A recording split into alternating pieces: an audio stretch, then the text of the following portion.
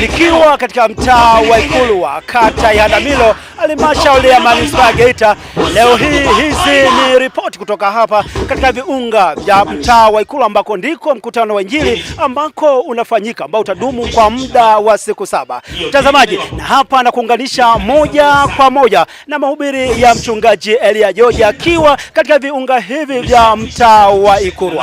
Ana dunia imejaa vifo, na ndio maana leo tunapoteza ndugu zetu, wanapotea ndugu zetu wapendwa, tuliokuwa tukiwapenda leo hatuko nao, maana kwa sababu ya dunia ni mbaya. Na ndio maana Mungu ameanza mpango mwingine kabisa wa kuwaweka watu wake katika ufalme wake, katika ufalme wake, na wale watu ambao amewaandaa kuwaweka katika ufalme wake wahakikishe majina yao yameandikwa katika kitabu cha uzima wa milele, wahakikishe majina yao yameandikwa katika kitabu cha uzima wa milele. Tuangalie neno moja hapa. Kitabu cha uzima wa milele ni nini? Kitabu cha uzima wa milele ni nini? Haleluya. Kitabu cha uzima wa milele, nisikize vizuri, ni kumbukizi ya wale waliompokea Yesu, au ni orodha ya walisi wa uzima wa milele. Umeelewa vizuri? Kitabu cha uzima wa milele. Hata wewe uliyepo unanitazama katika chaneli yetu hii, na kuambia kwamba kitabu cha uzima wa milele, tumehoji kitabu cha uzima wa milele nini? Tunasema kitabu cha uzima wa milele ni kumbukizi ya wale waliompokea Yesu kuwa Bwana na Mwokozi wa maisha yao. Haleluya. Au ni kitabu cha orodha ya watu watakaolipwa uzima wa milele. Ndio maana ya kitabu cha uzima wa milele. Bwana asifiwe sana. Kwa jioni ya leo, ukiwa upo mahali hapa, kama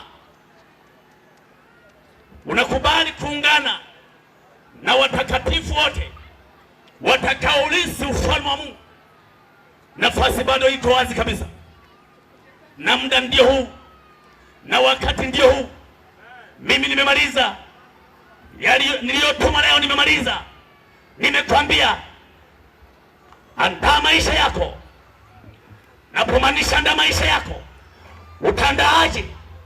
Ni kumpokea Yesu awe Bwana na Mwokozi wa maisha yako. Hiyo ndio inayotufungulia lango wa kuingia katika uzima wa milele. Ni kumkiri Yesu wa Bwana na Mwokozi wa maisha yako. Hiyo ndio tiketi ambayo inayomfungulia mwanadamu maisha ya uzima wa milele. Hayupo mwanadamu atakaingia katika uzima wa milele ambaye hana Yesu ndani yake. Hayupo. Hayupo baba.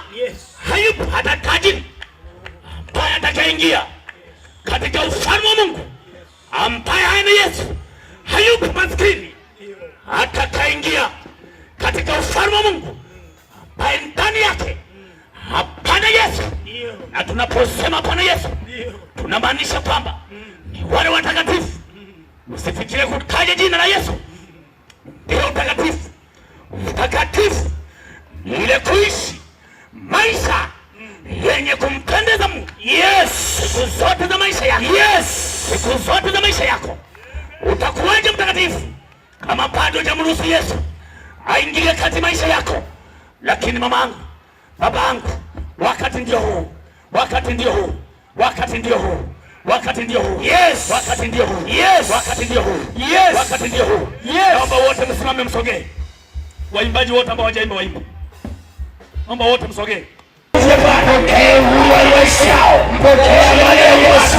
Kila roho za mizimu, kila roho za mapepo, kila roho zote za mchawi ziwaachie kwa jina la Yesu Kristo. Kwa jina la Yesu, amani ya Yesu iwe juu yenu, na uhuru wa Yesu iwe juu yenu. Inalegeza kila kamba, inafungua kila kamba, mapepo majini katika jina la Yesu. Mizimu na laana kwa jina la Yesu, na vifungo na kuchoma za moto wa Yesu. Moto wa Roho Mtakatifu, haya moto moto moto moto moto moto moto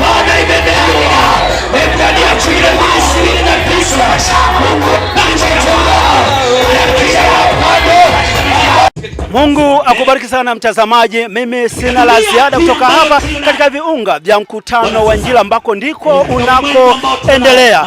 Mimi ni Kale Chongela, nyuma ya kamera yupo Hans Media. Asante.